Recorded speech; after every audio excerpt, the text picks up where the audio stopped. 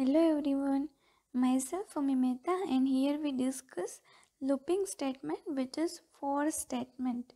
Okay, so how actually it is implemented and how we can use it in C program. So let us discuss it.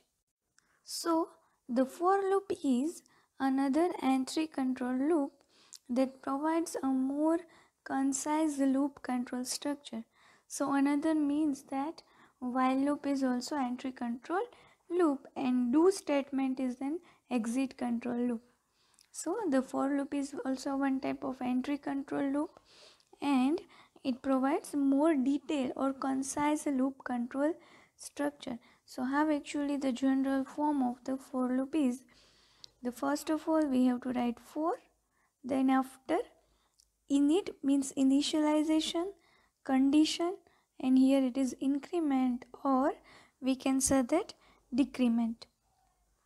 Okay, and the code, or we can say that the statements we have to write in the statement. So how this actually, this for, this initialization, condition, increment and statements are worked. So the execution of the for statement is below. The init means initialization step is executed first, and it only executed at one time, means it only executed first and only once. This step allows you to declare and initialize any loop control variable. So suppose we want to write initialize I is equal to 0. Okay, so this I will be initialized in this part, init part. You are not required to put a statement here as long as a semicolon appears. Okay, so you can declare any variable up to semicolon is appear. Now the next is the condition is evaluated. So if the condition is true, the body of the loop is executed. If the condition is false, the body of the loop does not execute and the flow of control jumps to the next statement just after the for loop, which means that if this condition is false, then it go to the outside of the for loop. Okay, so it execute the next statement just after the for loop. So after the body of the for loop executes, if the condition is true, the flow of control jumps back up to the increment statements. So from statement to this increment part. The statements allows you to update any loop control variables. This statement can be left blank as long as a semicolon appears after the condition. So it can be blank also. It is not necessary that you have to put that increment statement. Okay, now the condition is now evaluated again. If it is true, the loop executes and the process repeats itself. So how actually the flow is, initialization execute at one time, then after condition, if condition is false, then it goes back to the it goes to the end of the loop, means after the loop, and then if condition is true, then body of the loop is executed, then increment statement is executed, again condition is checked, if condition true, again the same process repeated. Okay, so this is how body of loop, then increment step, and then again condition. So these steps are executed repeatedly.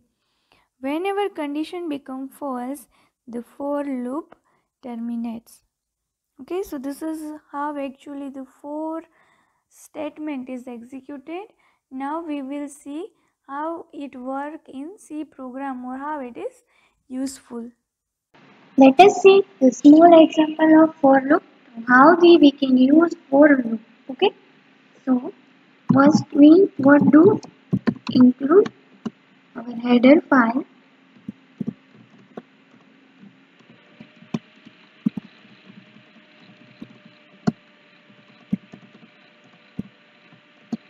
Now we simply took our main function, and the data type of main function is void because we not written any value from it. Now take one variable which data type is I, and we took another variable sum, and we initialize its value with 0.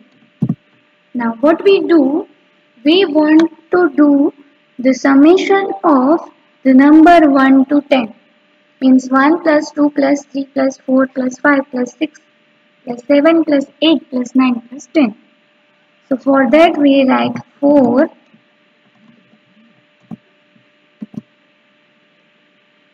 I is equal to 1. I less than equal to 10. I plus plus. Okay. And now what we do, we simply sum is equal to sum plus I. So first of all, what happened that value of sum is 0, value of I is 1. So 0 plus 1 is equal to 1. Then again the value of sum is now 1, and the value of I is incremented by 1, it is 2. So 1 plus 2. So this is how actually the summation of 1 to 10 is happen.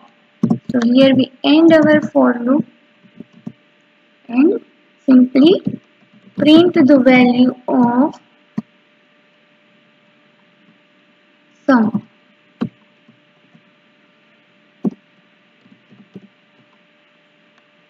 If you print the value of sum in the inner loop, means in the for loop, then it display every time that first it 1, then 2, then 3, then 4, and at the end we can add one by one. At the end it gives the final output. Okay, so here we